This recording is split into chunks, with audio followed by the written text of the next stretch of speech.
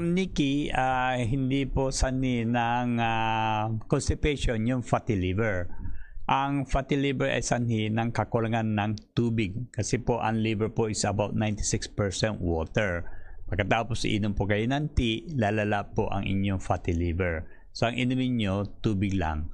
Yung inyong constipation ay sanhi din ng kakulangan ng tubig. Kasi pag yung katawan nyo po ay kulang sa tubig, walang ibang pagkukuhanan ng tubig ang inyong katawan kundi dun sa kinakain po ninyo. So gagawin ng inyong digestive system, sisip-sipin yung kahuling-huling patak ng tubig na nandun sa kinakain po ninyo. So yung dumi nyo magiging dry at magiging matigas.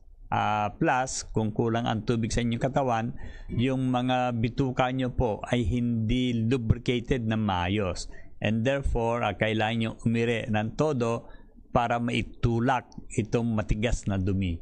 And occasionally, sa ibang mga pasyente natin, sa kaiire po at dry yung kanilang intestinal lining, nagagaskas po yan, nagsusugat. After that, maaari kayong dumimi ng dugo, mga iba nakakaroon ng cancer. Okay? So, para makorek yung fatty liver nyo, pati constipation, dapat uminom lang kayo ng sapat na daming tubig, purified drinking water na merong mineral salts. Magkakatulong po yan.